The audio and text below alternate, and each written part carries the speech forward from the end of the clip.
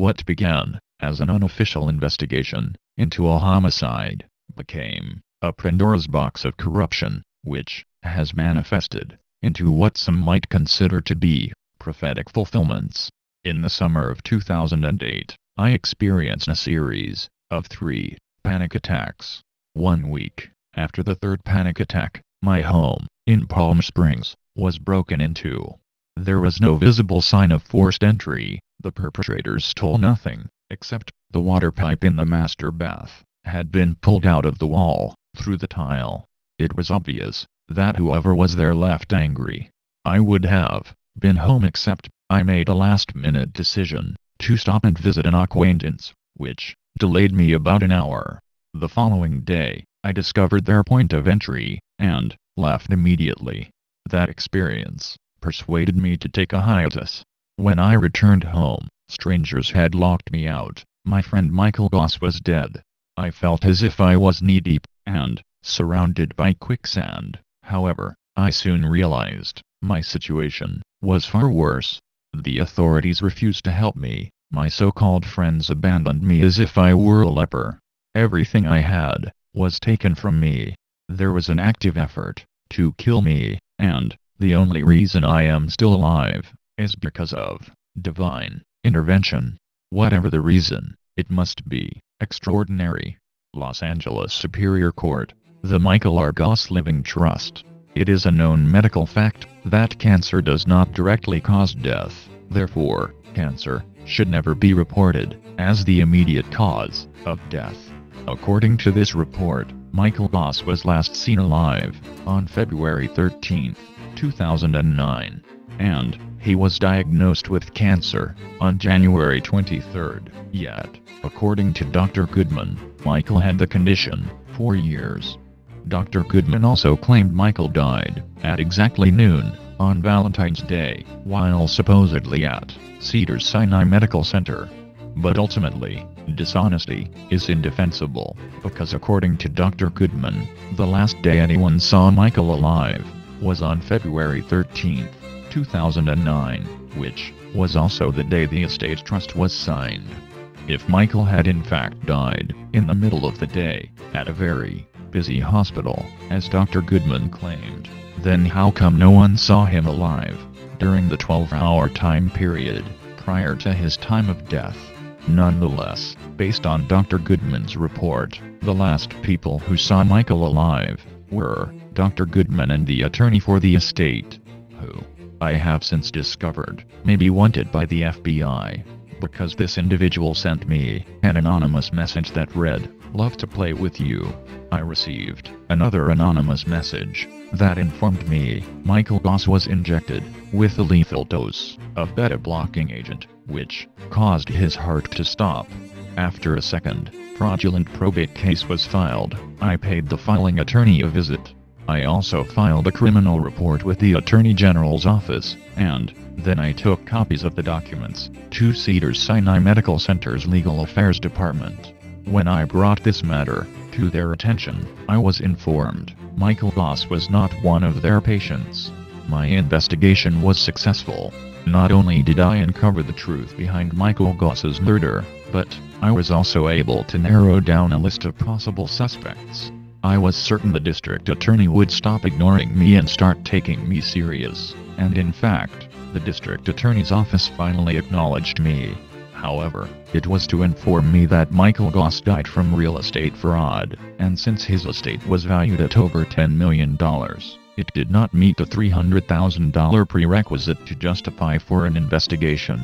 Since Michael's death, I have been attacked with slander and defamation by the authorities, as well as the media.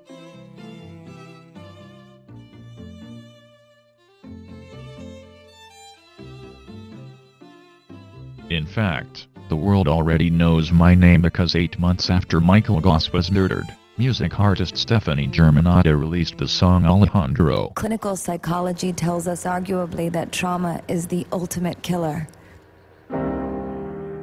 Memories are not recycled like atoms and particles in quantum physics. The truth is, they can be lost forever. When I look back on my life, it's not that I don't want to see things exactly as they happened. It's just that I loathe reality. It's sort of like my past is an unfinished painting. As the artist of that painting, I must fill in all the ugly holes and make it beautiful again. It's not that I've been dishonest.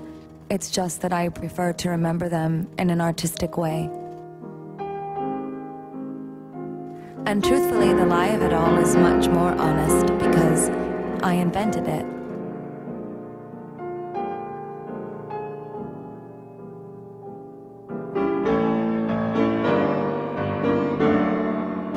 I'm gonna be a star. You know why?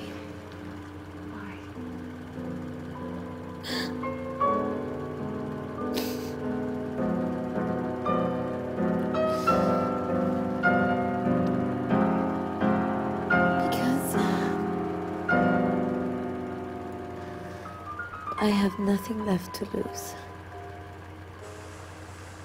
Be someone important.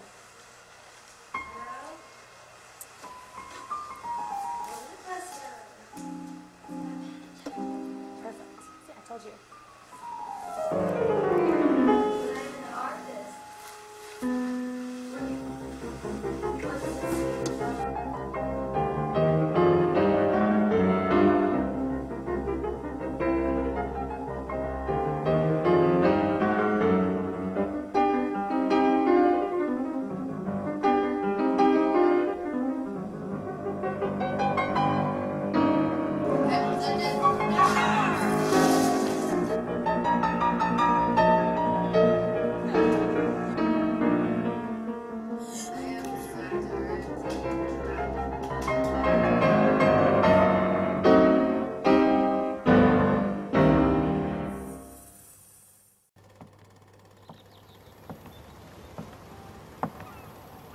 You may say I lost everything.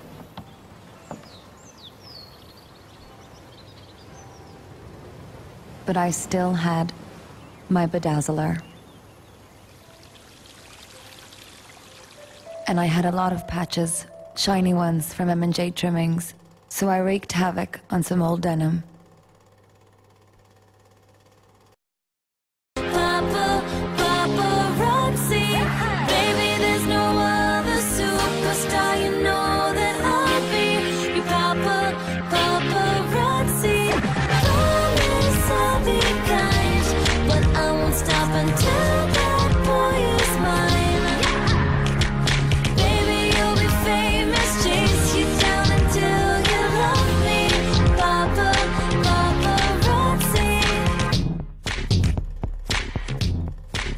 And I did what any girl would do.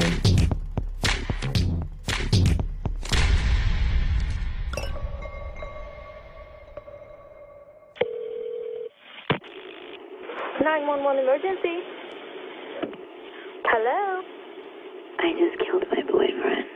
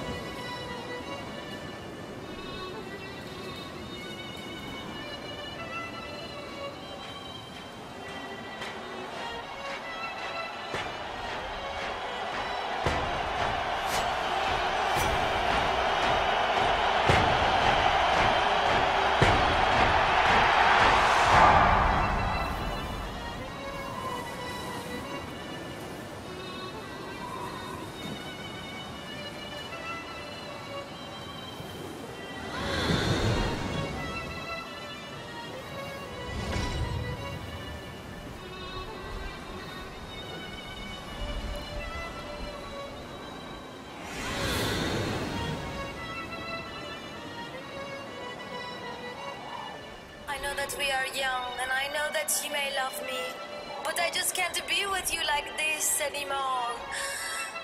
Alejandro.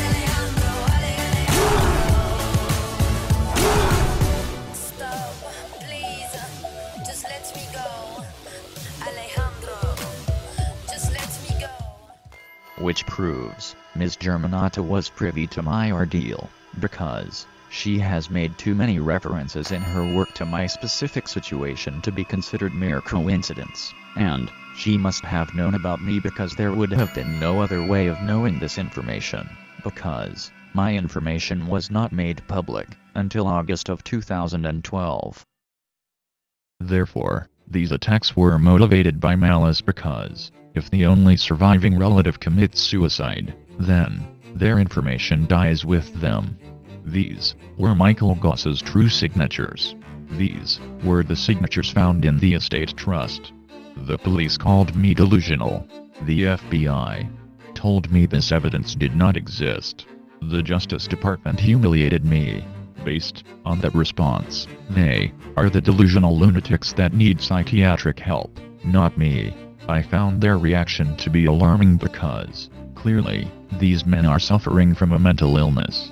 They are obviously delusional. They have lost touch with reality. Their thought process is disorganized, and because these men are responsible for public safety, an intervention must be organized to prevent their mental illness from causing any more damage to our society. Their mental health has affected me negatively, by influencing the way I have responded. However, in reflection, my responses have been completely emotional, and because I was reacting outside of my logical mind, some could argue, my responses were totally honest and unfiltered.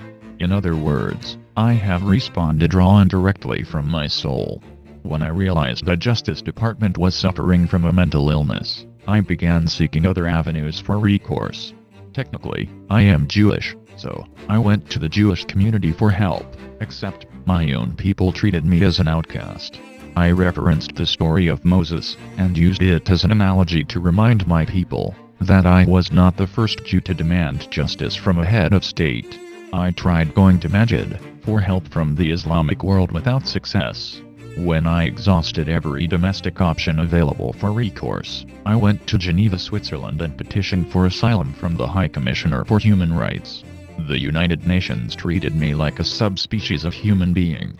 The only explanation as to why I have acted so crazy is because I was just following the example they were setting. During one of those moments, I sent a formal letter to the Freemason Fraternal Alliance, which informed them I was aware of their illegalities. During a brief moment of insanity, I claimed to be their God incarnate.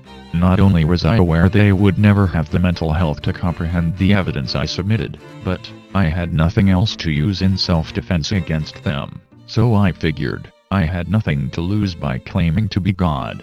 I supported my claim with various biblical references. I also used the story of David and Goliath as the analogy of how they would not win this fight. All I want is justice for my property to be returned to me, to be provided restitution for my damages, and to be given the recourse I am owed. I may have claimed many crazy things out of desperation. However, if I have acted unjustly, without reasonable cause, then God would have ignored me, like everyone else. If I was dishonest, or if my claims were a form of transgression, God would have punished me for calling upon God in vain. During my quest for justice, I discovered the answer to my prayers, in a document entitled, In Eminenti, the Papal Bull of Pope Clement XII. On August 8, 2012, I went to the Catholic Church with a copy of In Eminenti. I was confident the Church would enforce their constitution, which I believed would finally bring an end to this nightmare, since the Roman Catholic Church was the only organization with the authority to help me, except the Catholic Church closed the door in my face, and I am no longer allowed within 50 feet of the Roman Catholic Church. In complete emotional despair, I went to God and begged God to avenge me for these injustices. I declared a war against Freemasonry, as being God's enemy. 3 days later, on August 11, 2012, twin earthquakes hit northern Iran. They were within minutes from each other, as if they were birthing pains, which signified God's acknowledgement, as well as God's endorsement. God was the only one that listened to me. God has been the only force that has responded to my plight. On October 16, 2012, God gave me a message which I communicated to the Vatican through a press release for the world to witness. I gave the Pope a deadline, and on November 7, 2012, that deadline was met. On the morning of December 14, 2012, the consequence for ignoring God's warning was delivered to a private Catholic school located in the northeastern United States. The abomination of desolation was kept from the global audience, as 20 tiny caskets were paraded through the town of Newtown, Connecticut, all the while being mocked by the United States media with a disgusting flood of arrogance. Then in February 2013, the United States government murdered one of its rape victims because that targeted individual fought back in self-defense. On February 8, 2013, I sent the Vatican another message, and 3 days later, the Pope resigned in cowardice. February 14, 2013, was the 5th year anniversary of my friend's death, and I was attacked once again by the predators responsible for making me homeless. That attack was communicated to me when music artist Lady Gaga announced the cancellation of her tour. The reality is, those responsible for murdering Michael Goss realized the visibility I was receiving through Lady Gaga's concert tour, and they decided to take a $20 million loss, rather than jeopardize the chance of having the truth exposed. So, on the 7th day of Passover, I gave the world trumpets.